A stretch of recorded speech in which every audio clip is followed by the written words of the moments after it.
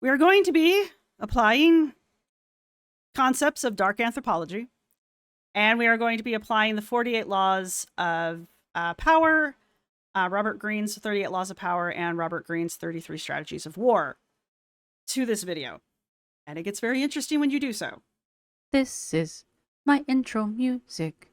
Welcome to the video. I hope you like it lots, so don't forget to subscribe and click the thumbs up button. Now let's react.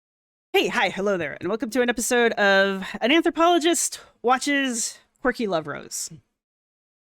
Why, you ask, are we doing this? I have watched Quirky in the past. I think I've made a handful of videos. I want to say like 3, possibly 4 videos now about Quirky. All of them have been very far in the past. I don't feel like digging them up, and I will try to do so when I do the description of this video, but not right now. But they have all been fairly positive towards Quirky.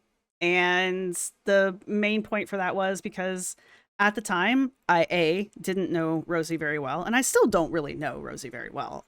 I just know Rosie now. I have met her via the digital world that is the internet. And, you know, Rosie was still new to Gorlwold. Time has passed, and I stopped watching Rosie's content pretty early, actually.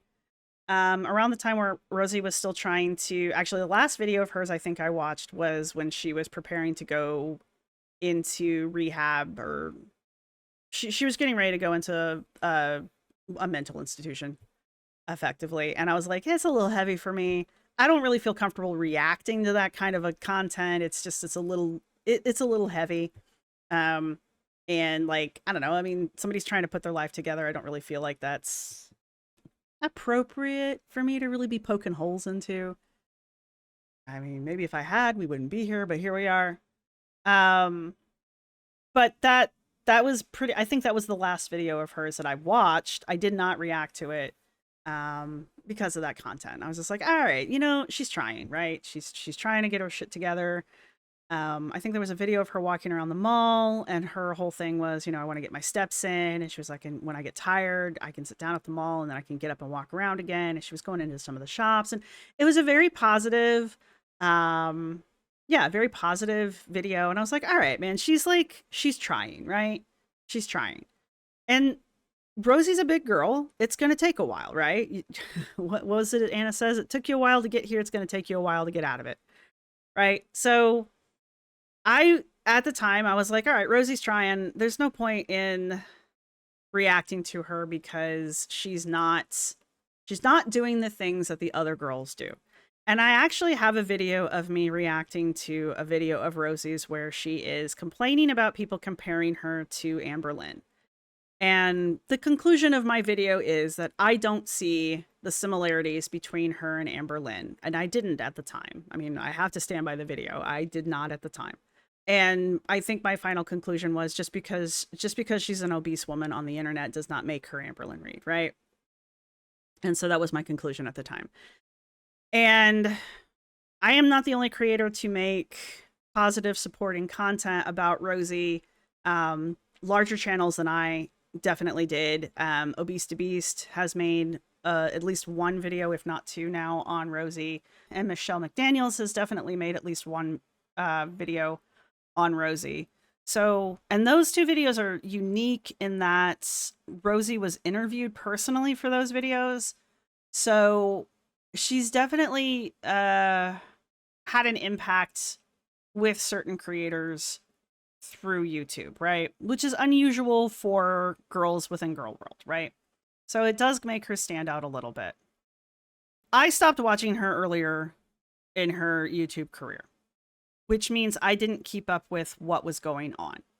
The people around me did, right? So a few things that we need to get into the clear before we move too far into this. I am a member of Nerfy's Discord, have been for a very long time. Nerfy actually, did Nerfy approach me or I approached Nerfy? I think I asked Nerfy. I personally asked Nerfy off the top if I could use her Discord, basically. I didn't want a Discord. People were asking me for Discord, and I was like, I don't want to run a Discord. I don't have the capacity for that shit. Nerfy already had one. It was not centered around Girl World, but it had a good thriving Girl World section to it. And I was like, hey, let's, instead of reinventing the wheel, how about I just send people this way? And Nerfy was like, cool. And so I asked permission and Nerfy gave me a link. And anyway, magic has happened. And I have been part of Nerfy's Discord now for at least a year. My channel's over a year old, so it's got to be that long. Anyway, my point is, Nerfy and I have been online friends for a while now. And we have worked together for a while now because she and I have worked on a couple projects and we're working on a couple more projects together. Yes, I'm comfortable saying that. However, earlier in my asking to give links out for the Discord during one of my lives, Rosie came into the Discord, Nerfy's Discord, through my link that I had been given to the Discord. Rosie was part of Nerfy's Discord for a while, and I feel personally responsible for that. And I know Nerfy has told me not to, but that doesn't mean that I don't. But I do feel responsible for it because Rosie found her way into the Discord through my links. And I still have permission to invite people to the Discord through when I do my live chats. You'll notice somebody will come in and they'll give me a link and I'll pin it at the top. That's one of the mods from Nerfy's Discord usually coming in and giving me a link to share. But that's how that's how Rosie got into Nerfy's Discord. It is my understanding, because I was not personally involved in any of this, because I am not a mod. I am not a mod. I have no control over Nerfy's Discord whatsoever. I have a channel in there that has my name on it, and that's it. I don't even know how much control I have over that channel. So that is neither here nor there. My point is that you need to understand I have no control over this Discord. So I had no idea what was going on between Nerfy and Rosie until I got a message from Nerfy, I think Nerfy and one other mod, asking me specifically about Rosie. And it was very odd in the way that it was worded. And I could tell that something was up. And I was like, well, I mean, you got to do what you got to do. It's your Discord. But I personally have never had an issue with Rosie. Because that's kind of how the questions were worded. And they were like, oh, okay. And I was like, I let it go. And I waited and I waited. And then after a while, I was like, so what's going on? And it was well after Rosie had been removed from the Discord. And I finally got a full rundown on what had happened. And if you have watched Nerfy's video, Nerfy does give her side of what happened and why Rosie was asked to leave the Discord or removed from the Discord. From the screenshots that I have been shown, it does seem to have gone down exactly the way Nerfy describes it. So I have no reason to disbelieve Nerfy or her mods as to why Rosie was asked to leave. I will say this about Nerfy's Discord. Nerfy has some very solid rules, and she has some very solid mods, and they are on it. Like, they are on it. I have personally had the mods tell me more than once that I am getting very close to breaking a rule. So they'll catch you even before you break the rule because they don't want you breaking the rule, right? So that's kind of where we're at with that. So for Rosie to have been asked to leave because of the rule breaking, I mean, that says a lot to me. Anyway, I do feel responsible for it. And in Nerfy's video, when she's talking about an unnamed someone, that's me. that's who we're talking about. And so because of that, I have spoken with Rosie on the Discord since that happened and since Nerfy's video has gone up. And all of this has happened within the last week. So here we are. Nerfy is not the first person to make a video about Rosie. I am probably one of the last people currently, and I know I will not be the last to make a video about Rosie. But the problem is Rosie has finally hit the radar for Gorlwold, and I don't know what you do when it happens. Like, it doesn't seem like it's a fun place to be. And so I feel the need to make this video. Here we go. I feel the need to make this video for a couple reasons. Um, Rosie and I had a brief discussion on the Discord about um, reasons why I was uncomfortable with the content that she was currently making. And I brought up my discomfort to Rosie, and the two things that I had mentioned at the time were Rosie reaching out to Tommy through Tommy's Instagram, causing the whole Amberlyn blowing up on Tommy or blowing up on Rosie bullshit that just went down.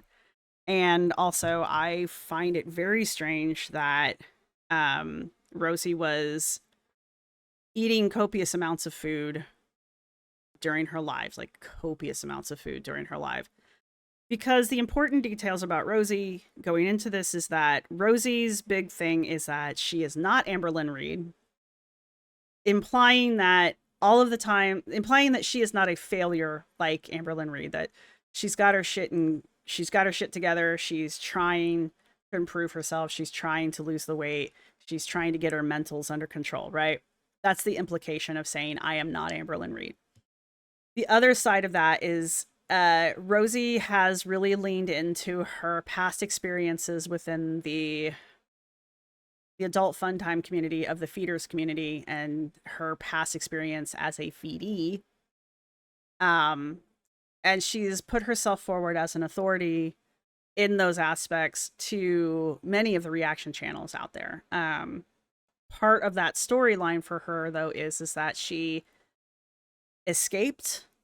She claims that she had been groomed into it. She claims that she has escaped that. And she has I get a grudge, I guess, against it. You know, like, yeah, you escape something and you're like, I must save others from it, kind of a thing. I don't know what you call that. Sorry, I don't have the words right now. And so because of that, she has tried to use her knowledge and her past experience to kind of like educate everybody else about it. And so when Amber started dating Tommy, Rosie reached out to Amber, trying to get Amber to not date Tommy because of the adult fun times that Tommy liked to participate in centered around food. So for her to have reached out to Tommy on Instagram in any capacity was very strange to me. I just thought that was a strange, weird thing to do at all. I don't know why anybody in this community is even slightly surprised that Amber decided to go off on Rosie after the fact. I don't know why we're acting like this is weird or strange or new behavior for Amber.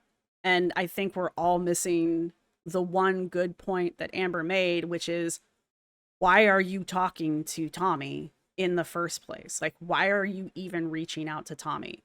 I still don't have a good answer for that. The only thing that the only real answer that I got from Rosie was basically it seemed like a good idea at the time, and now I realize that it wasn't. I don't even know why that seemed like a good idea at the time, but here we are. And then during Rosie's lives, like I said, she eats a lot of food on camera. And I personally find that to be very strange, considering she is so anti feeder fodder, and she is vehemently against that particular adult fun time behavior. To then do that for hours on her her lives. In her defense, she does do other things. Her most recent one, after she got done eating, she went and cleaned her desk. That would take me an hour. And she does prepare food before she eats it, so there is that aspect of it. But the major problem is the optics of it.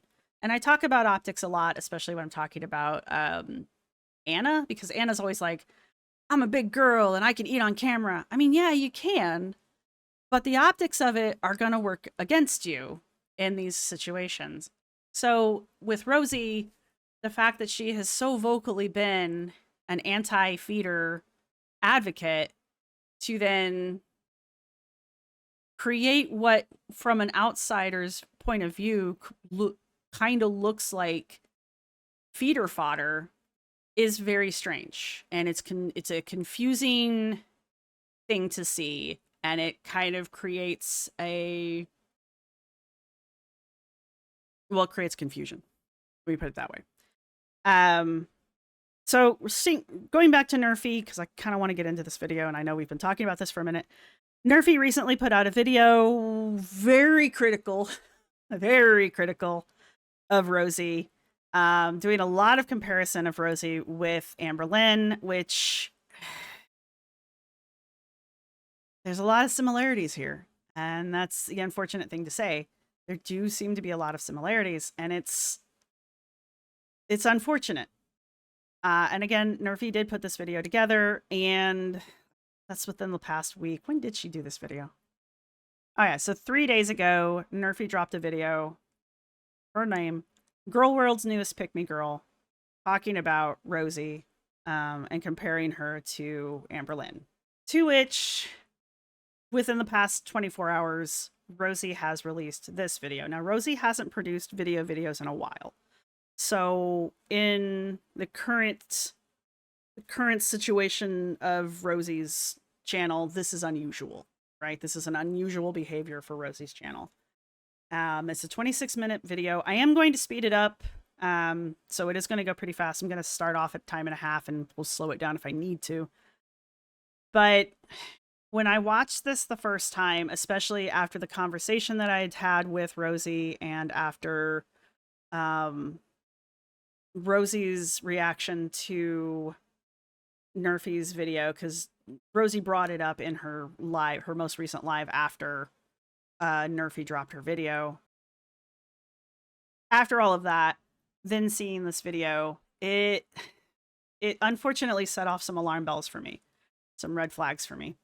And so I want to talk about those. And I am doing this in full awareness that this may destroy any civility that Rosie and I have had, and that's unfortunate, but, you know, it's the step I'm going to take. It's unfortunate, but there we are. Because this is what I'm seeing. And if this is what isn't happening, then it's probably best to address it early so that it can be corrected. And if what I am seeing is what is really happening, I need you to know that I am seeing this. So there's that. All right. So what we are going to do, like we have done with all the girls so far, well, just Anna and Amber, and mostly Amber, we are going to be applying concepts of dark anthropology, and we are going to be applying the 48 laws of power, Robert Greene's 38 laws of power, and Robert Greene's 33 strategies of war to this video. And it gets very interesting when you do so. I'm starting her off at 1.5, and if I need to slow her down, I will. Thank you to everybody who's been supporting the channel. Thank you to my subscribers. Thank you to my members. You guys rock. Thank you to everybody who's going to hit the thumbs up button. Thank you to everybody who's going to hit the thumbs down button. This is one of those types of videos. And yeah, I'm going to pull up my notes before I forget to do so. Rosie, take us away. Hi. Hi. Welcome to me. I don't even know where to start. It's been a very long time since I vlogged. There were a few times when I initially kind of stopped vlogging that I attempted. I filmed some stuff. I think it's all still in my phone. I haven't even looked back on it. But it's been months. Because I've been avoiding it, I haven't said hi, welcome to me in so long because I've been avoiding me. You know, I've been doing lives a lot. But in terms of the deeper stuff, in terms of my weight loss, in terms of my health, a while ago, I kind of just lied down and never got back up. And I'm still there. And I'm going to film this and I'm going to talk. And I'm obviously very nervous too. This is probably going to get like personal and pretty deep. So if I cry, I'm sorry. I'm not planning on it, but I probably will, to be honest. Before I get into any of that, I want to share some good news. Next week, I think today's like Wednesday or Thursday. I think it's Wednesday. Next week, on the 10th, I'm starting my new job. I did find a remote job, got hired, decent pay. It's 100% remote. I'm very excited. I have my like preliminary meeting tomorrow. It's like an hour meeting to like meet my trainer and whoever decides to show up. So I'm excited to have a day job to kind of fall back on because the truth is I think I kind of accidentally pinned myself into an unhealthy dynamic. I'm gonna stop here because I have notes. So within this first few minutes here, she's acknowledging her personal struggles, and she's talking about her absence, making regular videos because she's moved over into doing the lives for the most part. We're going to talk about some of these laws are going to overlap a lot, so things to consider here. What's happening in this first section here is law number 5 from the 48 laws. So much depends on your reputation. Guard it with your life. She's admitting to avoiding vlogging and her struggles with her health and her weight loss. She is trying to create a softer image of her reputation here by creating vulnerability. So she's trying to create expectations of herself by being vulnerable going forward. And then with Law 43, she's trying to work on the hearts and the minds of others. So she's again explaining she's explaining her prolonged absence. She's explaining her personal battles. And she's also trying to be upbeat about what's going to be happening in the future with her new job. And so she's trying to, again, be vulnerable, but she's also trying to create this image of an upward swing, you know, because we all love a good underdog, right? And this is also a strategy within war. It's occupying the moral high ground in that she is discussing her hardships openly, and by being open, she's establishing a moral high ground here. She is showing that even when times are tough, she is ready to engage, and she is positioning herself as someone who is fighting her personal demons rather than just giving up to them, right? And so with that, she's trying to build her audience's respect and potential loyalty towards her. Okay. We will be going over some of these laws more than once. I just need to reiterate that. So, all right, go. With my lives and my eating. I have completely fallen off the wagon, and I've been very upfront about it in my lives. I've not tried to hide anything about that because I didn't want to completely disappear, but I don't like who I've been in recent months because I know that I have fully fallen into my food addiction. And I can list all these excuses, and I can list all of these things and say all of these reasons, and I might discuss some of them because I think there are people that can relate to it. But as I said in my weight loss video, the one where I reached 100 pounds down, I'm down 102 pounds. I'm so excited, but I can feel that. Okay, before we get too far into this clip, because it's from 8 months ago, I want to go back to before she's talking about this clip. She talks about how she's completely fallen off the wagon, and she doesn't like who she's been in recent months because she has fully fallen into her food addiction. So again, we're going back to Law 12, which is the use of selective honesty and generosity to disarm your victim. So by presenting herself as vulnerable and uncertain, and by confessing her nervousness and her I want to say vulnerability here again. It's a strategic admission, right? By admitting that she's fallen off the wagon and she sees her own shortcomings, she's admitting to that. Right? But what this does is further on down the line, it disarms the critics because it builds empathy with the audience. And so it will disarm critics further on down the road when a counter narrative starts to form, right? So it's basically trying to get out ahead of the critics here. This is also a defensive war strategy, preemptively neutralizing criticism. Again, she's admitting to her struggles up front. She's trying to neutralize potential backlash from viewers who might otherwise criticize her for hiding her issues. It's a preemptive tactic, and it's designed to control the narrative and to keep away judgment. honestly, it's at this point, which is about 3 minutes in, that the red flags really went up for me because of this particular strategy. This is a very well-known strategy among the girls where they try to grab hold of the narrative, and the way that they do that is they do a very brief mea culpa, and then they immediately turn the story around and they start building a narrative of, you can't come after me because XYZ. I'm struggling against this. I'm recovering from that. I know that I did XYZ. So you can't criticize me for A, B, and C kind of a thing. These are the literal building blocks of a defense here. And these are things that we've seen Amber do.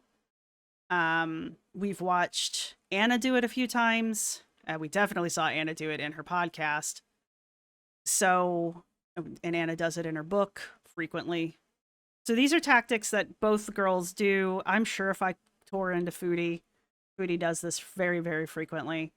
But these are very well known tactics that the girls use. And as soon as I started hearing this language, that's when I was like, oh, that's what we're doing. And that was like, okay, well, we need to tear this apart because this is the issue here. My notes are actually timestamped, so that's why I keep doing this. But Weight loss video, the one where I reached 100 pounds down. I'm down 102 pounds. I'm so excited, but I can feel that self-saboteur deep down, feeling uncomfortable. So I'm just gonna have to not let that part of me win. This entire new journey that I'm on is all about loving myself enough to understand how to combat the toxicity within myself. I could feel this thing bubbling under the surface. This fear. And I almost predicted this because I fell back into one of my cycles, one of my patterns, and I am embarrassed about it because I'm so self-aware of it. I'm just trying to sit here and like be proud of myself and just let myself enjoy this win. This is a win. This is a good thing. It's going to be interesting to see how the next couple days go because something like this could absolutely trigger me, which is bizarre. I know. But that's kind of the name of the game, isn't it? This whole addiction I have, this whole life I've lived is a little bizarre. so this is kind of her trying to foreshadow things here. I'm excited to have a new day job to kind of fall back on. What she says, I'm just going to have to not let the saboteur part of me win this new journey that I'm on. This goes back to Law 25, recreating yourself. She hints at transforming by mentioning her new journey, and she's trying to reestablish a structure of some sort. And it's showing that there's a light at the end of the tunnel for her, right? She's like, I have plans, I have a future, and I'm going to work towards it. But then we also have Law 47, which is do not go past the mark you've aimed for. In victory, learn when to stop. And what this means is that don't try to overpromise, right? And so Rosie's showing an awareness of boundaries here where she's promising change, but she's also implying restraint. She's not overcommitting she's not overcommitting to an overly positive narrative. But she is promising some change, but also allowing for potential failure. It's not the same language as Amber does a lot, where she basically just gives up before she even starts. Like she already gives herself an out when she starts things. Like usually it says, well, if the universe will allow, that kind of language. It's not the same kind of language. This one's more of what is this, shoot for the moon so you fall among the stars kind of a thing, or is it shoot for the stars and you land on the moon kind of thing? I forget which way it goes, but it's that kind of a thing. This is a guerrilla war of the mind strategy. We're disclosing vulnerability while also hinting at the new beginnings.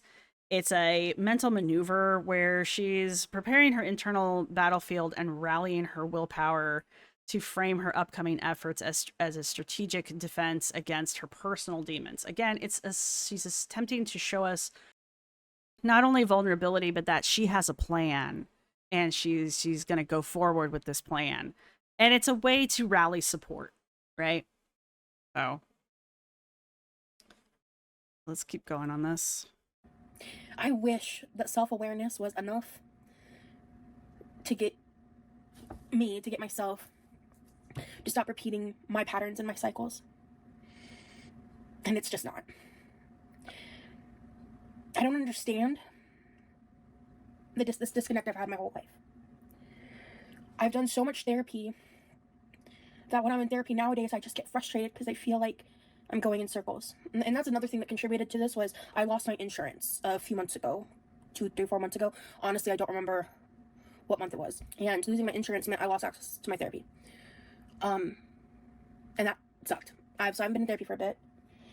And then shortly thereafter, I haven't been taking care of my health. I haven't been taking my medication. I haven't been taking care of myself. And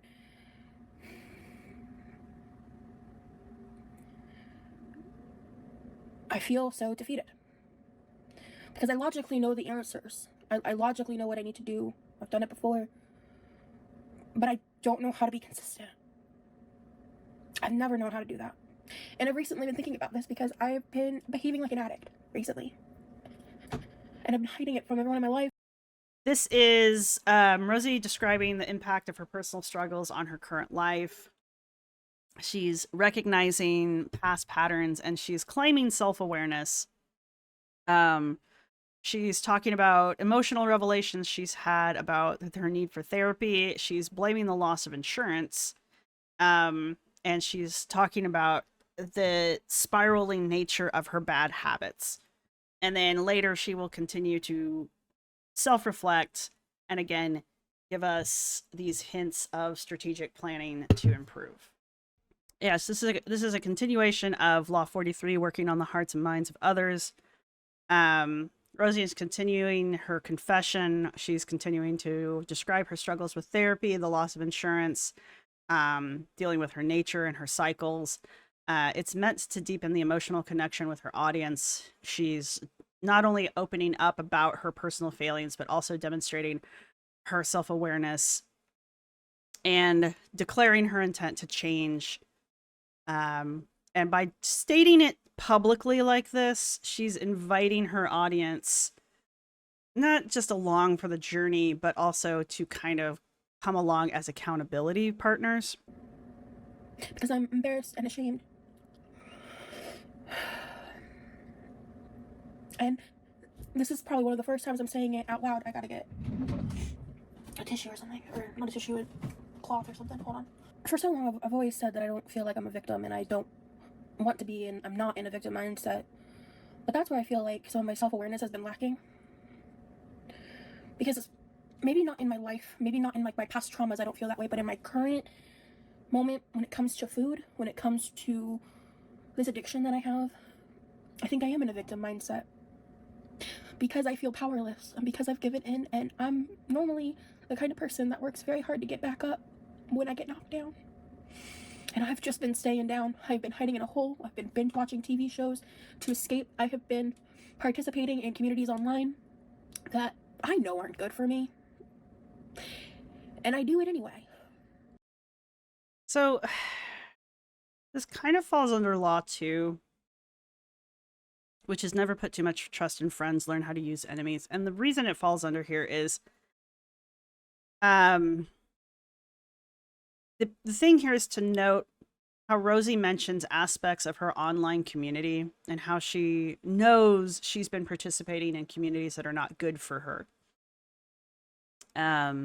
She is trying to subtly distance herself from these influences. She is mentioning that they are negative influences, and she is, I mean, you don't say something's negative and then continue to participate in it, right? Not when you're talking about reinventing and improving yourself, right?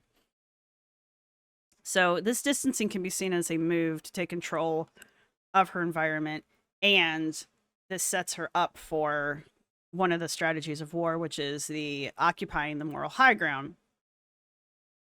by laying the complexities of her struggles out. Again, she's telling us about all the struggles that she's going through. She's pointing out specific ways that she is struggling.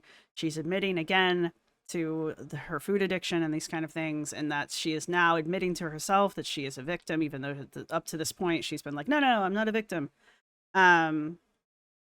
She is taking a stake and she's claiming moral high ground here by using honesty to force her viewers to see her as someone who is not hiding behind a polished facade, but as a real person grappling with very human issues, right? Another point to look at here up to this point is, and it's not something I've talked about up to this point, is remember, I've got this sped up. So her speech and her movements are faster than they would be if you watch this by itself, right? If you watch this at a normal speed. It's not necessarily a bad thing when people have a very metered way of speaking or a very structured way of talking, especially when it's something that it's a heavy topic that they've had a hard time with, or that they're wanting to work their way through and make sure that they've got their thoughts all collected. I mean, when I'm reading my notes, you can tell because of my way of my speaking changes completely. But it's I know a lot of you don't like when I do the body language, but a lot of you do. So the way her body language throughout this entire thing has been, along with her facial expressions, her eye movements, and just a lot of the nonverbal communication that she's using throughout this video. And this is just the first 7 to 10 minutes here. It's questionable, right? I don't know Rosie very well, so I can't point things out 100% and be like, like I can with Amber. Amber's very well documented. And that's why a lot of people have their personal opinions about where Amber's looking and what Amber's doing at any given point. All I've got with Rosie is like sometimes this means X and sometimes this means Y. And you have to go with a grouping of behaviors all in all. And I'm sure I'm going to get some flack for this, but she's got a little bit of a duper's delight going on the entire time she's doing this. And I don't really want to call it a duper's delight. I really want to call it like a Mona Lisa smile, because it's not necessarily, ha ha ha, I'm pulling one over on you. It's more of a mysterious half smile, right? Is she smiling or isn't she smiling? If she's smiling, what is she smiling about? You know, it creates enigma, which creates unsettlement. It unsettles your viewer, right? It's an unsettling thing to watch. And it doesn't mean like I'm like, oh God, but it's like, why are you smiling? Right? And so that's why when a lot of people see what they think is a duper's delight, I honestly think it's more like a Mona Lisa smile, but it creates a sense of distrust. And it's an unfortunate effect of it, because it doesn't necessarily mean that they are untrustworthy, but because it creates that sense of what's going on, a lot of people interpret it as a duper's delight. And because they interpret it as a duper's delight, they think that the person is being untrustworthy, right? The other thing to look at is her use of eye contact throughout this is very scripted. It feels very scripted to me. When she wants to make a very strategic point, like when she's talking about how she's definitely going to do something, or she definitely knows she's been a victim of whatever, she makes direct eye contact with the camera. Otherwise, she has this very dramatic way of looking around the room. And it's not necessarily where her eyes are falling. It's just the fact that she like has a very dramatic way of like, and just kind of looking around the room when she's not looking at the camera. And again, it's not any one particular thing. It's just the overall movement of it. It creates a sense of unease to the viewer. And so I'm just kind of relating what I'm picking up here.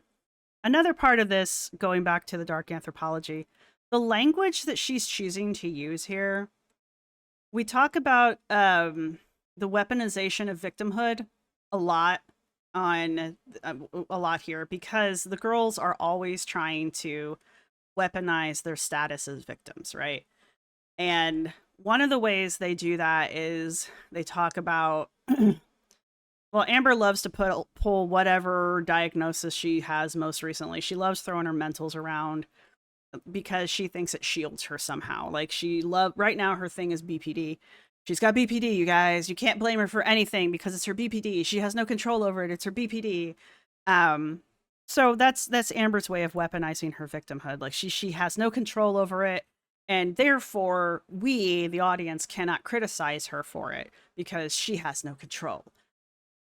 And Anna does it a lot too, and she's been really hitting it hard with the lipedema, especially with her podcast, where she's like, "Oh, it's my super rare special obesity genes that no one else in the world has except for me. Therefore, my obesity isn't my fault. It's God's fault. Therefore, you can't criticize me about my obesity because it's not my fault." And it's like, yeah, but it is. But since she's got this weird victimhood, this victim status now, she'll try to hide behind that. Rosie's, again, this first 10 minutes here, Rosie is establishing the groundwork for a lot of this crap that the girls typically do. And you can hear it in the language, and with the laws that she's establishing, the words she's choosing to use, her overall body language. It's a little red flaggy. It's a little red flaggy for me, which is, again, the reason why I've decided to make this video, because it's like, there's a lot going on in this video. And I felt a need to go after it. I'm sorry, because this is what I do. I'm sorry. But anyway, let's get through here. And I like to be snarky sometimes and like a part of the tea, and like I don't think there's necessarily things wrong with that, but when I choose the subject matter to be something that is in a way a projection of myself, that's inherently a problem, right? That logically makes sense to me. So when I recently found myself in these like weird tit for tat things that I didn't necessarily ask for, but that I engaged in, how is that benefiting me? How is that helping me? Spoiler alert, it's not. It's distracting me. It's making me feel better because my life has been sucking, and that is why I haven't been vlogging. I don't want to vlog me whining and complaining and making excuses. I don't want to vlog pretending that things are fine when they're not. I don't want to vlog and monetize my food addiction. I sure don't. I appreciate the people that have supported me, and I understand the people that haven't been participating in my lives. I understand some of the hypocrisy that I've displayed when it comes to my relationship with food and how I act around food on the internet and my past. I don't necessarily agree with some points of it, but I also understand some other people's perspective of it. Summarizing the first few minutes here and going to the dark anthropology aspects of this, you can see the strategy that's being built. We're using vulnerability as a strategy, right? And speaking of nonverbal communication, this is textbook, right? This is textbook for mea culpa, I'm sorry, repentitiveness, behavior. This image here is what you would expect the stereotypical person who is self-reflectively sorry. This is what you would expect them to look like. And this is why the nonverbal language is setting off my red flags. Anyway, the strategy that's being set out here is vulnerability as a way of creating sympathy and loyalty within the viewing community. And it's also setting up a shield against criticism, right? Because now I'm kicking a puppy, right?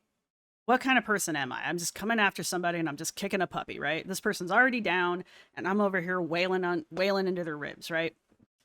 I mean, yeah, maybe I am, but I've already established I'm a terrible person, so. She's admitting to her failures to set up a comeback, right? I am acknowledging X, Y, and Z, but because I've acknowledged this, I know that I need to do A, B, and C in order to improve the X, Y, and Z, right? But what it's doing is it's creating the illusion of having a plan. And we like plans. Like, we as humans, we like plans. We don't just like it when people come on here and they're like, oh, my life, it's awful and it's falling apart and everything's going wrong and nothing's going right. And I may as well just go crawl into a hole and pull the dirt in over me. We like when people are like, all my shit's falling apart, but I have a plan to make it go correct. We like that. We like the potential of a redemption arc, right? We like redemption arcs more than we like train wrecks, believe it or not. We as humans love a redemption arc because we see ourselves there, right? And if that person can redeem themselves, then we can too. So we love a redemption arc, right? And people who know that know how to use that against us. She's trying to deepen the emotional engagement. She's using a lot of emotionally charged words, a lot of emotional language here. Again, she's trying to establish a moral high ground that she is firmly planted on, not necessarily establishing a lower moral high ground where everybody else is. We'll do that later. But she has been hinting at it here and there.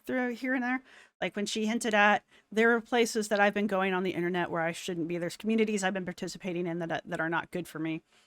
And right here, she had said something about there have been tit for tats that I've been participating in that weren't necessarily my fault, but I was still participating in them as a way of distracting myself, right? Implying that somehow she has gotten dragged into a conflict that wasn't of her own making, but she got sucked into it and decided to participate in it, right? It does establish a very higher, lower moral high ground. She's not at the lower moral ground. She just fell there. And she's going to pull herself back up, right?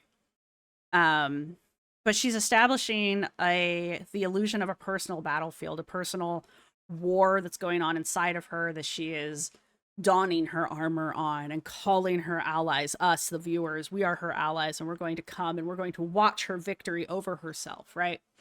And this is setting up a comeback. Again, we like a redemption arc. We like redemption arcs more than we like a train wreck. Don't get me wrong. We love a train wreck. But we do like a redemption arc more than a train wreck, right? All of this is to control the narrative. All of this is creating the foundation for her to control a narrative that she clearly has seen is slipping away from her. And obviously that's because she's starting to see the criticisms and some very strong pushback to actions that she has done. Nobody put her fingers on the keyboard and had her type a message out to Tommy. Nobody logged into her account and sent a message as her to Tommy, okay? Nobody's been doing her lives for her as a hologram eating food online, right? There's some other questionable things that go on during her lives that I don't particularly want to go after, but I know other people have. Other behaviors that other behaviors that other people have gone after. And you can go after those. You can go watch those things if you want. Personally, I don't feel like going after them is kind of where I'm going with that. But she definitely has seen a threat to her reputation and a threat to the reputation or the image, the online persona that she has been crafting for herself as not Amber Lynn and as a ex-member of the feedy community, right? As an advocate, as an anti-feedy advocate, right? she's seeing criticisms that are drawing those two aspects of herself into question. And that's where she's starting to lose control of the narrative, because there's a lot of stuff that a lot of people are questioning, because there's a lot of things that are making everybody go, these aren't lining up. So that's what's going on here. That's just kind of a summary of what's going on. Again, we're setting up a redemption arc here, right? Again, we love a redemption arc. So we're going to continue to talk about our inner demons and how we plan on dealing with them and how we're recreating ourselves going forward. I'm excited to start my new job and to have more structure in my day because I gotta get back up. I gotta get back up.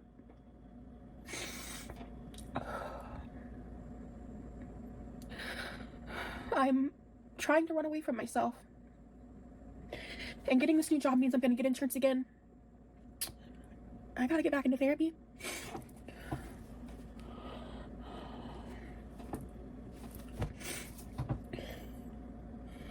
But I've been at this for a long time. The therapy stuff. I don't know what that looks like because I find myself running in circles.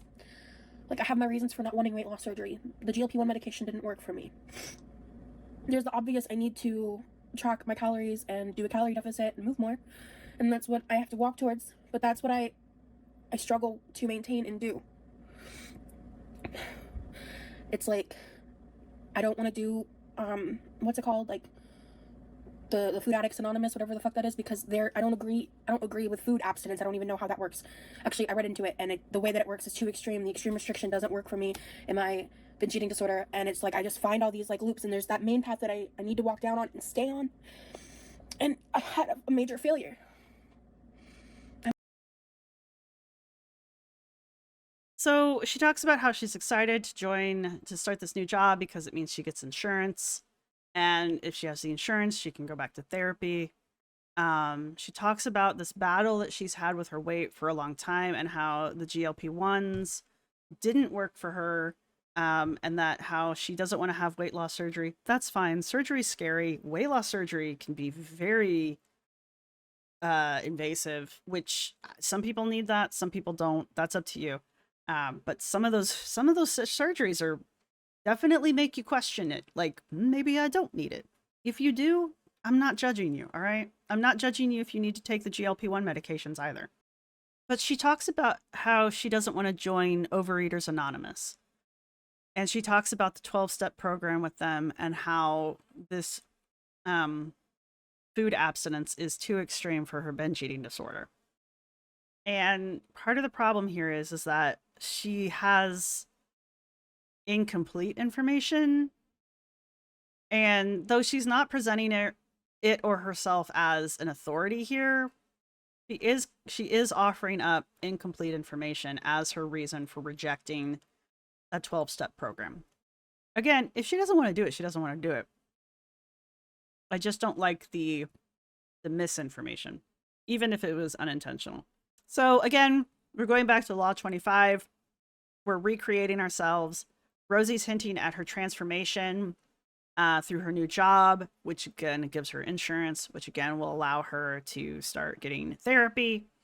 These are necessary steps in her journey because the other steps have not worked for her. And because she's offering up the vulnerability of herself with the hopes of a redemption arc. This is for Law 43, working on the hearts and minds of others. And it does create a within the strategies of war, this is the death ground strategy where there is no going back, right? With the death ground strategy is you must go forward. There is no back, thereby implying that's why it's called a death ground strategy. Anyway, the idea of getting back into therapy, there is no other option because again, she rejects the GLP-1s, she rejects the surgery, she rejects Overeaters Anonymous. Therefore, the only option is therapy. That's fine. That's cool.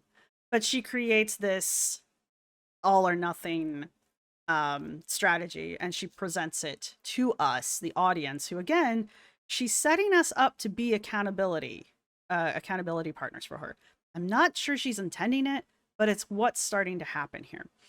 And it also is feeding into the guerrilla war of mind strategy, which she's been using this entire time, where she is citing the inefficiencies of her previous solutions as part of her mental warfare and acknowledging that there are new tactics that she wants to use to overcome her personal demons. So it's kind of like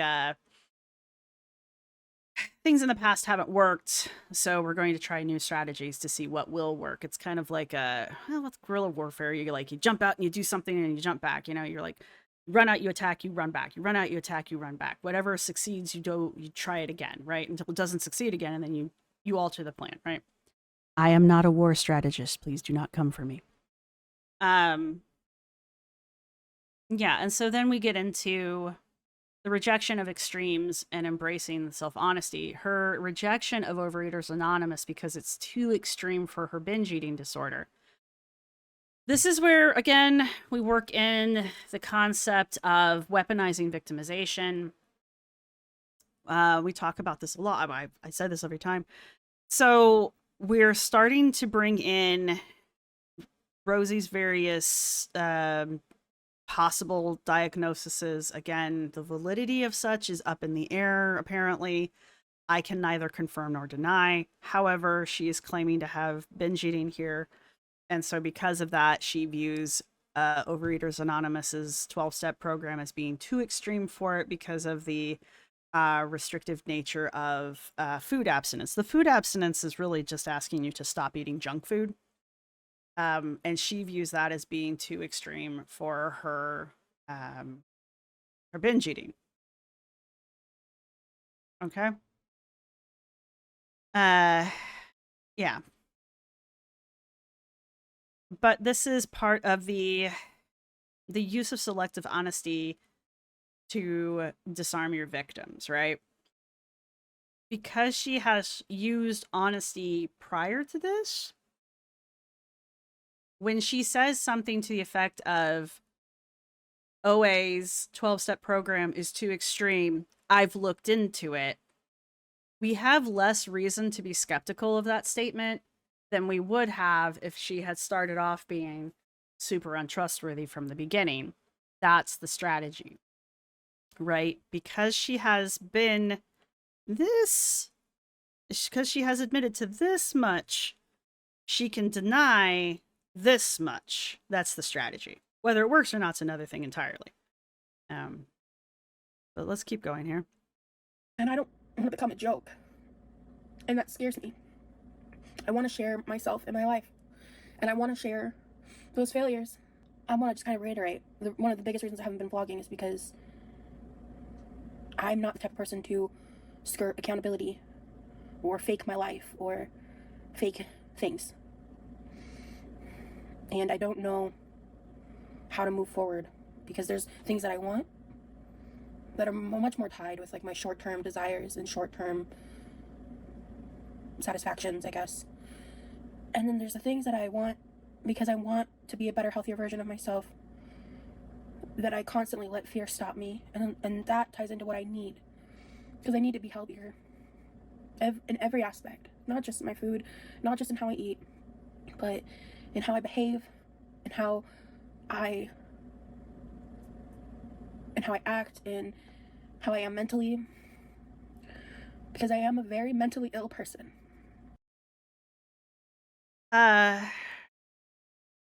This is Never Appearing Too Perfect, Law 46, where she is admitting that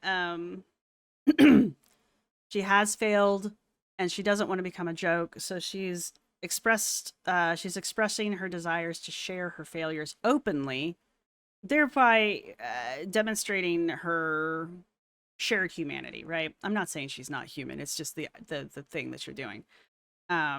So by sharing this, she's creating transparency and relatability with the audience. The problem with this is because she's setting this up, again, I keep saying that this is creating the audience, this is turning the audience into accountability buddies, which this particular law has the potential backlash of, if she F's up again after this, there's backlash here because now you've invested your audience into your story and into your journey, and you're building trust. You're trying to build trust with them.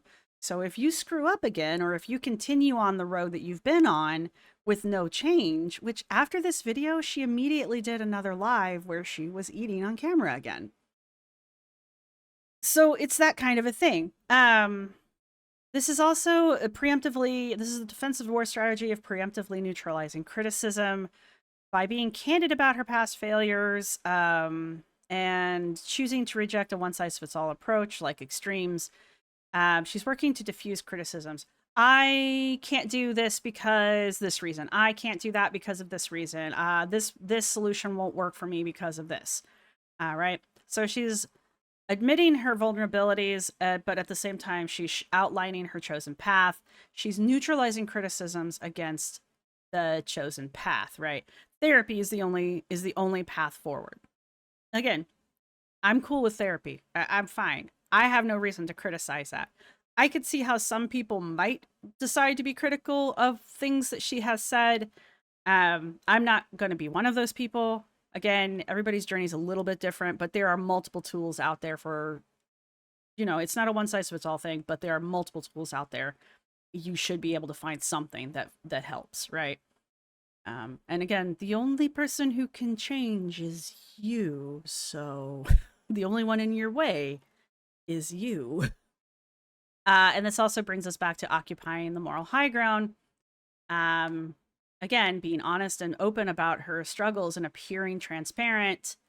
And again, outline a potential path forward as opposed to just being, oh, woe is me.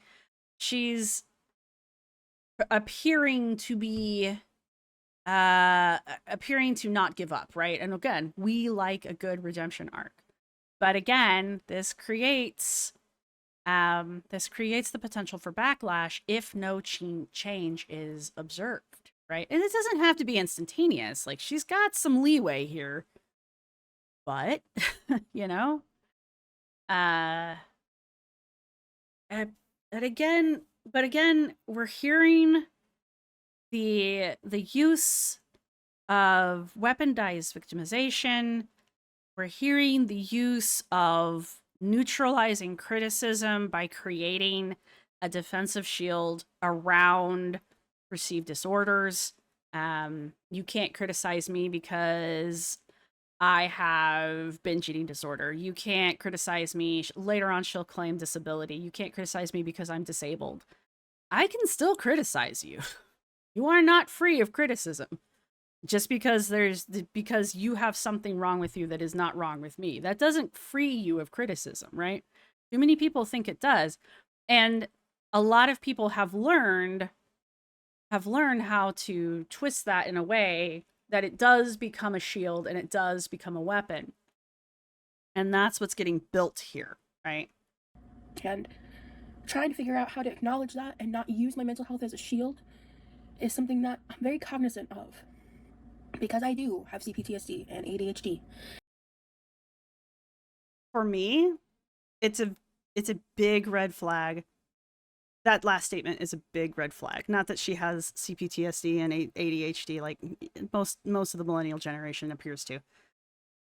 The thing is that she's like, I am aware that I use it as a shield, which to me kind of sounds like I know how to use it as a shield. That's what it sounds like to me, right? Saying that I'm aware that I do it, that I'm self-aware that I do it, tells me that you know how to do it. It's not like you're observing it from a distance, right?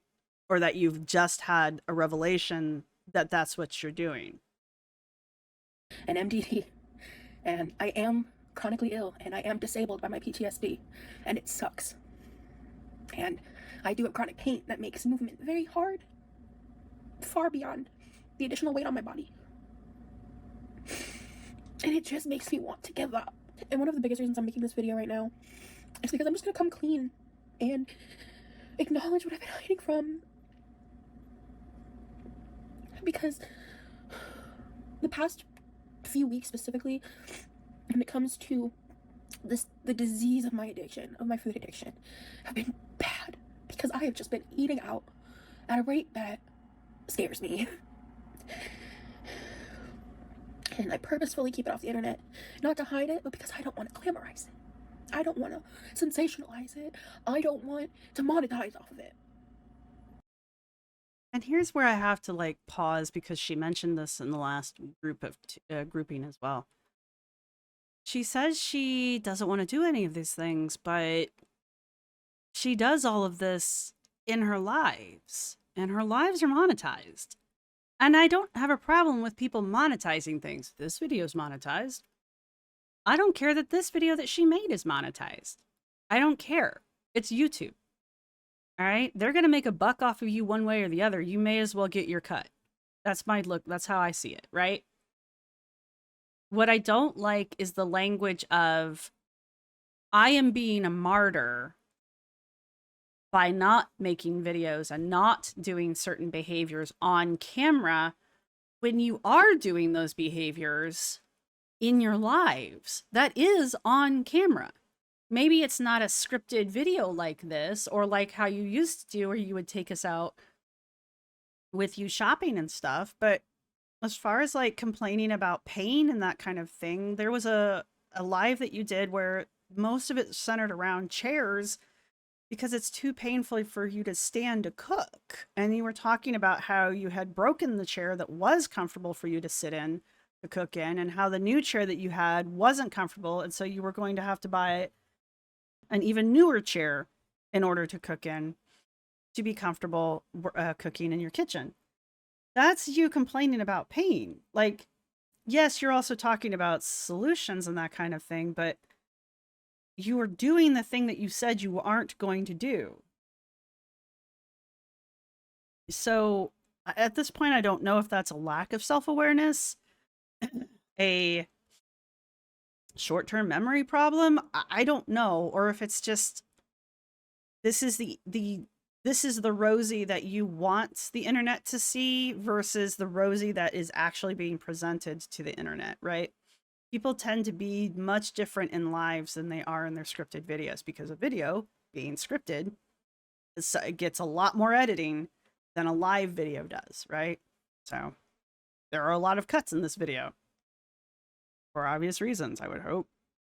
Yeah, so we're going back to Law 12, where we're using selective honesty to disarm the victims, your audience. I know this comes out weird when you say it that way, but she's using transparent acknowledgement of her internal struggles to try to disarm the audience and her critics, to get them to empathize with her versus criticize her, right?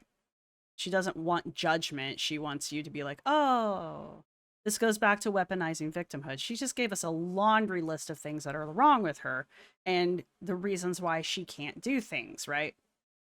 So now we have to be like, oh, well, I mean, you can't do things, so how can I be critical of various aspects of your life?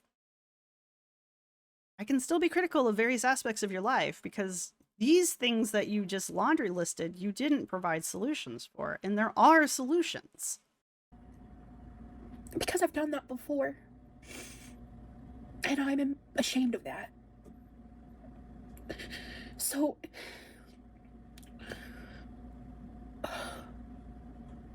I'm so frustrated with myself.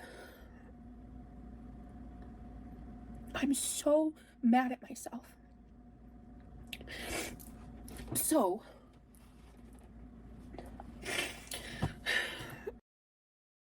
and I've said this multiple times before, I view any form of crying on camera as a form of manipulation anyway. So right off the bat, that's not a winning strategy for me in any way, shape, or form. But this is working on the hearts and minds of others. It's not only that she's admitting her fear of failure here or her feel of regression, it's the use of the crying as well to elicit a emotional response from the audience, right? And then her call for personal accountability, and then to, hype herself up with some self-determination. It creates a you know, it creates the redemption arc that we all want to see, right? It also allows for us to be like, oh, poor Rosie, basically. And I'm a heartless person. Crying does not work on me. If you ever want me on your side for anything, the last thing you need to do is come to me crying, because I will not listen. Unless you come up to me and you're missing a limb and you're crying. I guess we can have, there's certain situations where it could be understandable, I suppose. If you're hysterically crying and missing a limb, I could probably figure that one out. Anyway, sorry, that was weird. But again, this is creating a death ground strategy, which the problem with the death ground strategy, as I keep saying, is it's a you must move forward. There is no retreat. So she's creating this one-way forward strategy. And if she doesn't do it, there's a lot of room for the audience to turn on her because she's gassing herself up. And if she doesn't actually change, or if she slips back into the behaviors that she's been doing up to this point, the audience is going to see that. And as I pointed out earlier, she's already said, I don't want to be doing certain behaviors. The reason why I'm not making videos, vlogs like this is because I don't want to do certain behaviors on camera for money. But yet you are doing them during your lives, again, that are monetized, where you get super chats. I'm not judging I'm not judging the money. That's not the problem. The problem is you saying one thing and doing the thing that you said you didn't want to do, right? I don't care that you're making bank. Go for it. That's the whole point of the game, right? All right, let's keep going. The plan moving forward is baby steps, because I have got to stop self-harming in this way, because that's what I'm doing. I'm 33 years old, and I've come a good long way from my mental health from when I was younger, right? And who I currently am today. And it is exhausting to just realize how much more I have to go, and the work that needs to be done from current versions of me, because I've changed a lot from how I presented in my behaviors, I guess, when I was younger, because I'm much more of a shut-in. I don't trust people. I don't talk to many people on like a very deep level because I don't trust people. Having reaction channels dox my address and send packages to my house and stalk my every move and have several people try to infiltrate my community really has like fucked with me in a way where I can't even like trust genuine engagement a lot of the time. And I'm afraid to make friends, so I isolate a lot, and that has been fueling a lot of these behaviors and triggering them. And I have to work on letting that go and understand that I don't have things to hide, and that it is okay to trust people, and that not everyone is out to hurt you, you know? So the plan moving forward, like I was saying earlier, is the baby steps. I need to stop eating. I wish I could block DoorDash off my phone. Jesus Christ. You guys, you want to know something really stupid? For months, I would just... I want to stop here real fast before we talk about the DoorDash, because it's not irrelevant. It's off topic from what I want to talk about. So, again, trying to grab hold of the narrative and keep control of it, and trying to turn the audience against the reaction channels. I don't know who she's talking about exactly, because I know it's not me, but you say I'm not a reaction channel is not true. But to point fingers at reaction channels as doxing her, sending packages to her house, what was the last one? Oh, infiltrating her community. A couple of those have issues within the comments. And again, this goes back to where she was earlier being selectively honest in order to allow for dishonesty later on, right? She has been selectively honest with the audience to a point where she's hoping to have built enough trust that once she says this, we're like, oh wow, that sucks. Those damned reaction channels, how dare. What she's not telling you is that she's also been sending people to other communities as spies to keep an eye on those communities as well, right? I don't know about the doxing. I don't know what's going on there. I think I've seen a couple things I refuse to verify because they come from parts of the internet I don't care to go to. But as far as the trying to have her communities infiltrated, that's kind of pointing the finger where a finger can point back, you know? So that's one of those times where it's just like, I know you're being a little dishonest here. It might be true that there are people who are trying to infiltrate her very exclusive Discord that you have to get a very, very difficult to get invite to get into. I don't know. I haven't tried. I've been told. But I also know that multiple members of your mod squad and multiple members of your Discord have tried to get into Nerfies after being escorted away before. So you can't really point a finger on that one when you're doing it yourself. So I just wanted to say that about that, and the whole like not being able to trust people. I mean, that's entirely on it. Honestly, that one's entirely true. Once you're on the internet and you're a public figure, I have never understood why any of the girls in Girl World even talk to people on the internet. I don't know why you trust anyone on the internet after this. I don't know. Did no one get taught stranger danger? This does go back to the like, so much depends on your reputation. You need to guard it with your life. She's discussing her cycling and again, trying to be open and honest with it. A lot of what she's doing is trying to create a image of being transparent and honest and open. And that is the crux of this with her. She is trying to make it appear as if she, like she said, I have nothing to hide. And that's the important strategy here. She needs to make it appear as if there is nothing behind the curtain. Because once there is something behind the curtain, if that curtain comes down and there's something behind that curtain, this all crumbles, right? And that's part of the problem. Again, like she's creating the audience, she's setting the audience up in a way that they become her accountability buddies. If something happens or she relapses or doesn't change at all, that will create a backlash, right? She's trying to set herself up again for moral high ground here, but it's a double-edged sword, especially the way she's doing it, the way she's going about doing it. She's trying to set herself above reaction channels. They're doxing me. They're sending packages to my house. I don't know. And if they are, that's fucking creepy. Stop doing that. But I can't think of a reaction channel that's doing that or one that would, but there are some out there, I guess. I don't know. As far as the whole like infiltrating community spaces, you don't have a leg to stand on there.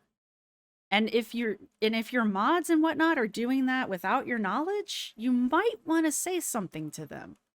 Because it's going to come back on you, right? And this goes back to the selective honesty thing.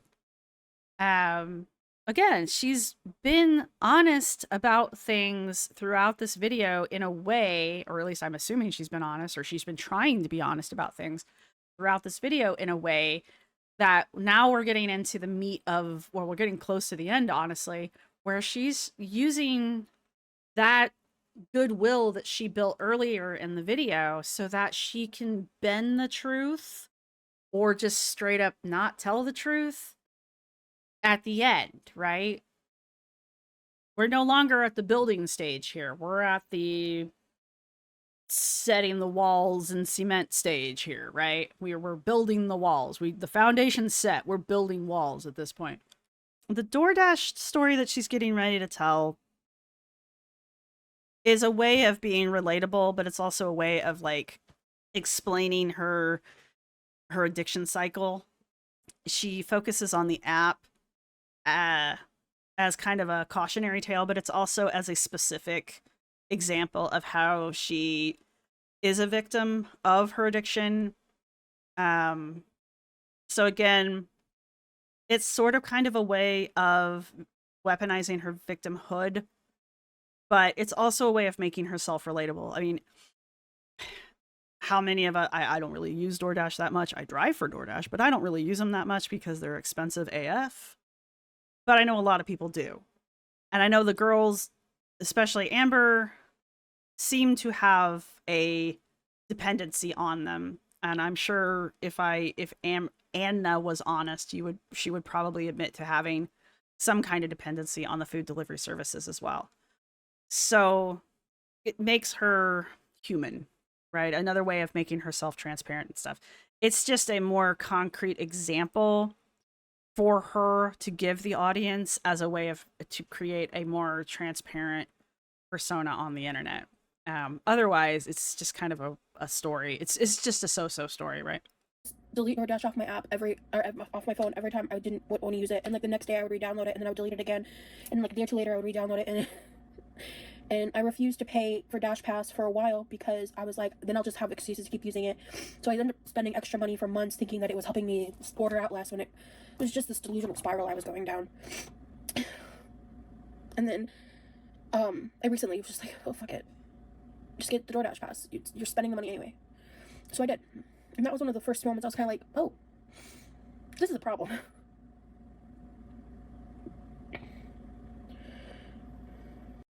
All right, so summarizing the last 10 minutes there. Again, we're using selective honesty to preempt the criticism because she knows there's going to be criticism. She knows there's certain things that she's thrown up here, especially when she starts getting into specifics like the attacks on the reaction channels. Again, she didn't put names out there, but it's still an overall attack on reaction channels. So she's trying to use selective honesty to preempt criticisms. She's trying to show her internal conflict as a battlefield. Again, we like a redemption arc, right? She's showing her planning to change, again, to make herself relatable. We like a redemption arc. And all of this is the overarching goal of all of this, as before, is to control the narrative, right? She's got to get control of this narrative before anything else goes down, right? This is her attempt to get a hold of the narrative, the story of her actions on the internet before the reaction channels get a hold of her and really start digging in. My channel's not that big. Nerfy's channel is not that big. Obese to Beast and Michelle McDaniels have massive channels, right? And right now, she's got positive PR on those channels. If any of the larger channels get a hold of her and do a negative video on her, she's a little screwed. I'm excited to get a car. I'm gonna wait till I have some pay stubs so I can finance a car. And yeah, and that's one of the reasons I still don't have a car, is I was having issues with that because of having been on leave and stuff. So I was just like, well, when I get this new job, I'll just work, I'll get the pay stubs, and that'll be enough to finance. Before now, I wasn't ready to be honest and talk about what was really going on and be honest about it. So I just shut down.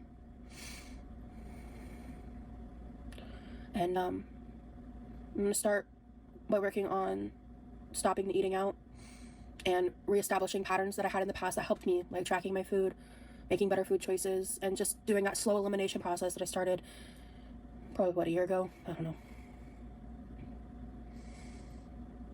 I need to work with a calorie deficit and building a pattern of small, sustainable workout options that I can do with my physical limitations from my chronic pain. And it feels impossible, but it's not. It is possible. People who I've been seeing recently online that have been helping me wake up. I'm mutuals with Jordan on TikTok. I don't know if any of you know who Jordan is. Love Jordan. She's so funny. she's lost like 150 pounds roughly, through diet and exercise after her cancer diagnosis. She's such a badass and she's such an inspiration. And there are times where I watch her content and I just cry because I want to be there and I'm not. And I have no one to blame for that but myself. I got down to 100 and I'm so scared to get on that scale because I wouldn't be surprised if I've gained 40 to 50 pounds in 6 months. And I'm embarrassed. But I cannot let that stop me forever. And I can't let dissension drive the fear that's making me stop myself. I can't let other people's words fuel me getting in my own way.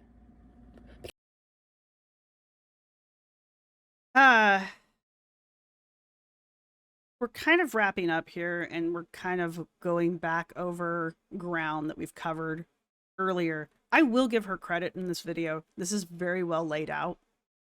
I will give her credit for this, which actually makes this job a lot easier. She's saying she's scared to get back on the scale because she's afraid she's gained back basically the weight that she's lost. And again, to make herself more relatable, she's telling us that she's embarrassed because she may have gained back weight that she's lost, kind of a thing. This goes again back to Law 12 and Law 43, which she's pushing the button on. She's like mashing the hell out of these buttons, which again is using selective honesty and generosity to disarm your victims. And 43 is working on the hearts and minds of others. At the same time that she's being selectively honest, she's also like, I'm embarrassed about my past behavior. But I'm acknowledging that some of the things that people have said about me are potentially true and I'm taking their words to heart. You know, it sounds good. It sounds good, right? And so that both of these laws play into that at the same time because she's Mia copying and also she's like, I'm going to better myself thanks to the input of others, right? And making it appear that she can take criticism and that she can grow from the criticism. I hope that's true. Again, I know this video is probably going to like destroy any goodwill that I may have had, but here we are. But again, we're working with the death ground strategy. There is no backwards. She cannot retreat. There's only forward here, right? And she's kind of setting this up on her own. She's acknowledging that she cannot let this stop her forever. So again, she sets a tone for no retreat. I've already explained how this can backfire. This is a guerrilla warfare of the mind strategy. She is admitting that other people's words have, in the past, driven her to self-sabotage. Just like she admitted earlier that other people's words are driving her to self-examine, right? So at the same time that she's admitting that people's words can influence her to hurt herself in some aspects, they're also influencing her to better herself in some aspects. The problem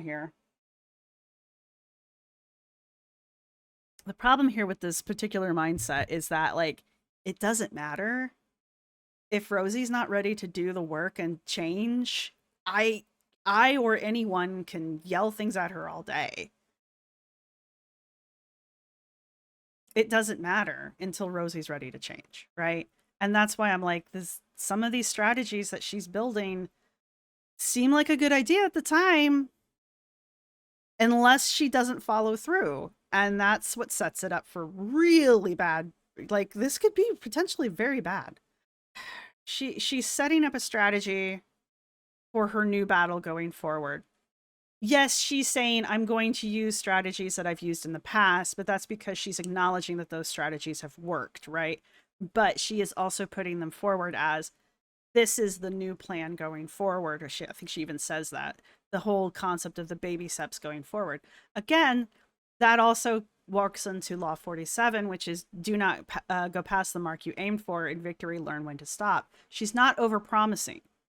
right? She's not like Amber, who's like, I'm going to eat 1,200 calories a day and I'm going to walk 2 miles every day. Amber, you can't even walk half a mile. Why would I imagine you could walk 2?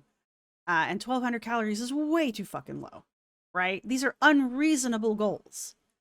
She hasn't said anything like that, right? She's not even telling us where these goals are, which is good, but it also allows for her to, since she doesn't have any concrete goals, if she doesn't hit these goals that don't exist, she can't be criticized for it, right? They're baby steps. If she somehow is missing her marks, she can't be criticized because whatever mark she's missing in my head is a mark that I have given her, right? Does that make sense? She is not putting forward any solid marks. Because that's what I do. I get in my own way. I have my whole life.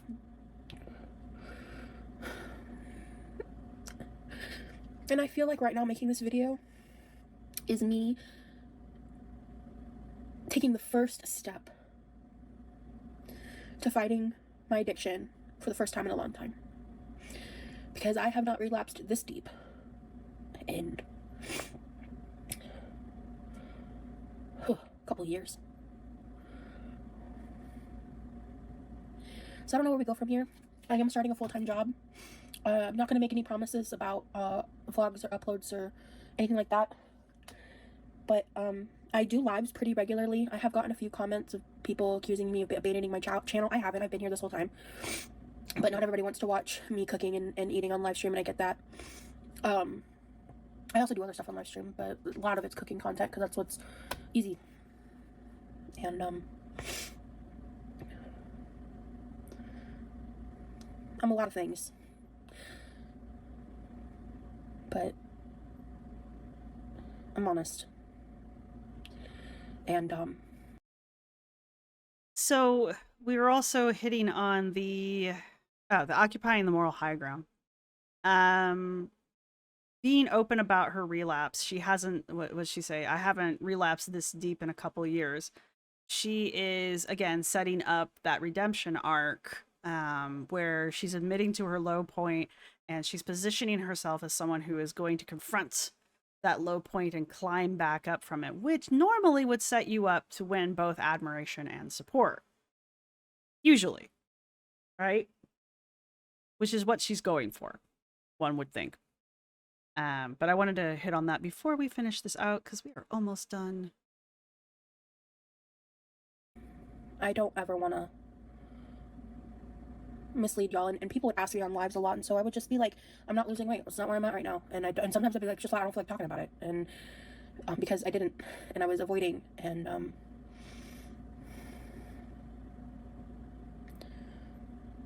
I just have this fear that I'm not strong enough. But the only person that determines that is me. So I've been filming for about 30 minutes.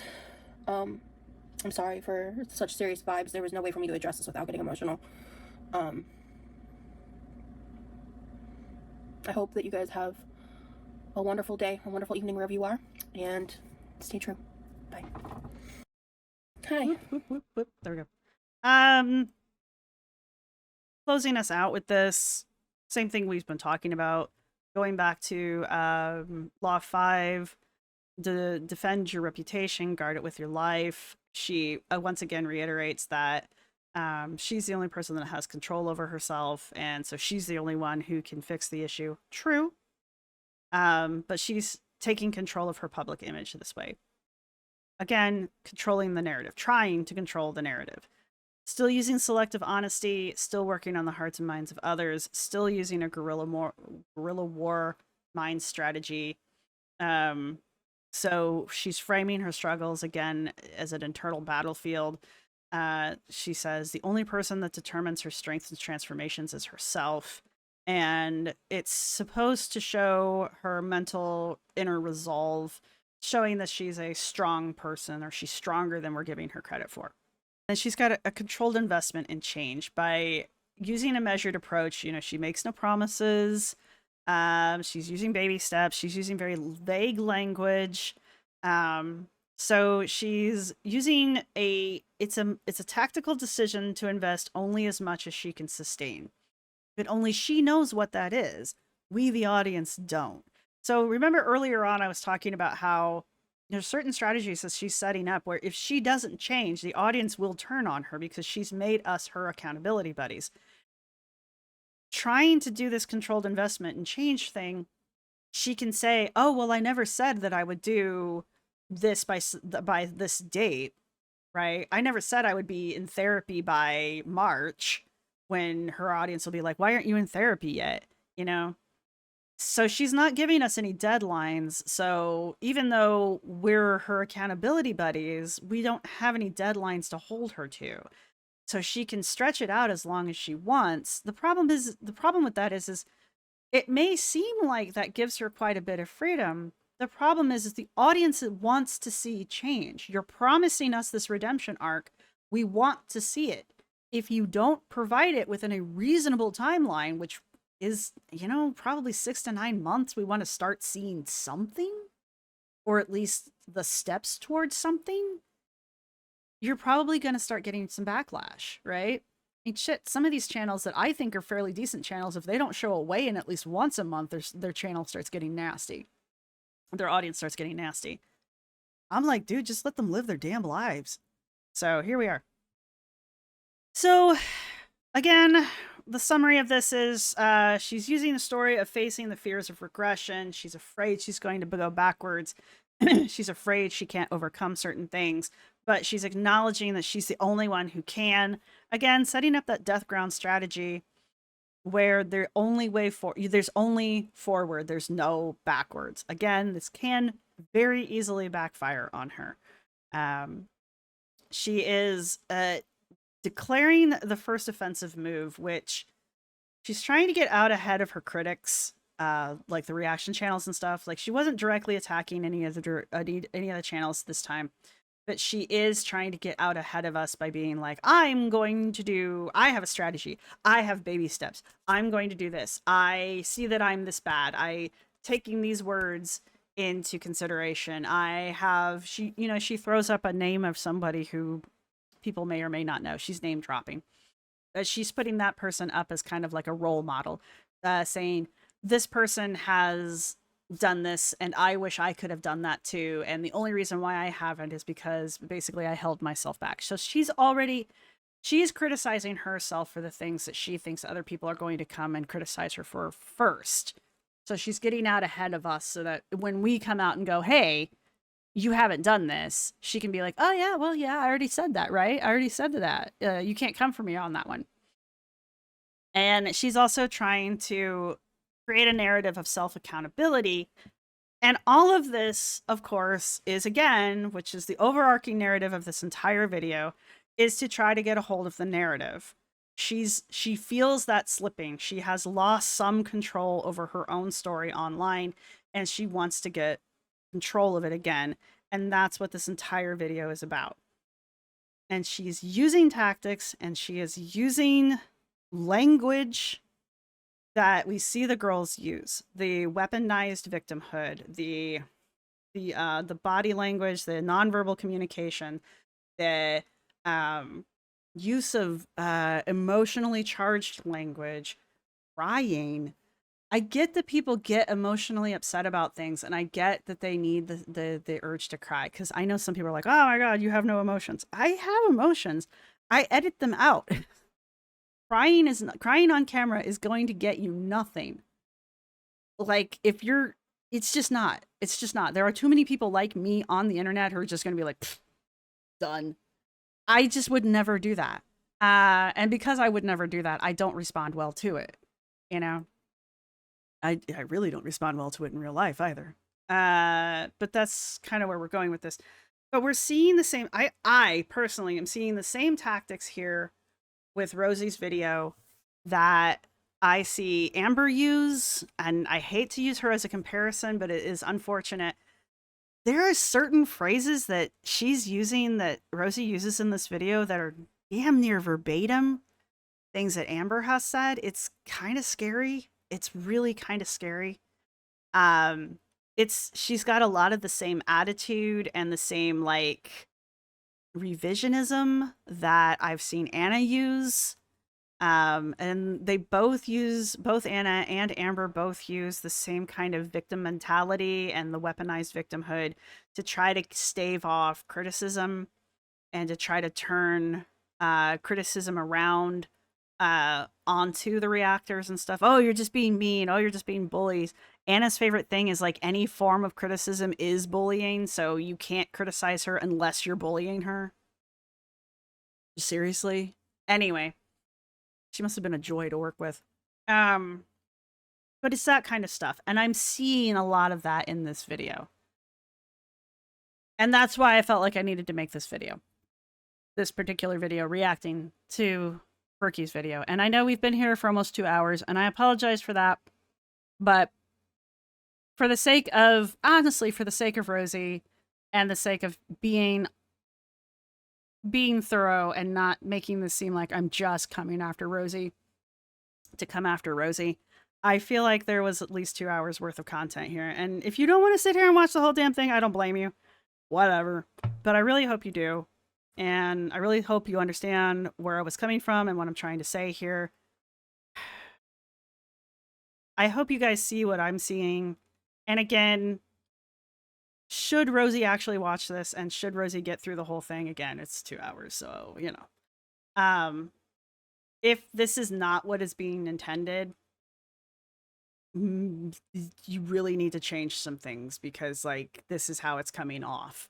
If this is what you were intending, if this really is just a almost half-hour long video of manipulation, it's not going to work the way you're hoping it's going to work.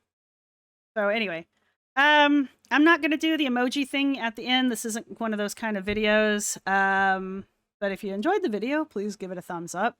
If you didn't, give it a thumbs down. It's fine. It's one of those kind of videos. You're either going to like it or you're going to hate it. And that's all I've got for you guys. You can leave comments in the comment section down below. That's perfectly fine. And that's really all I've got for you guys. This is kind of one of my more serious videos and that's all I've got for you. So hopefully I will see everybody in the next video. And until then, bye. This is my outro music. You can't copyright strike me because it's just me singing. This is my outro music. Thank you for watching. See you next time.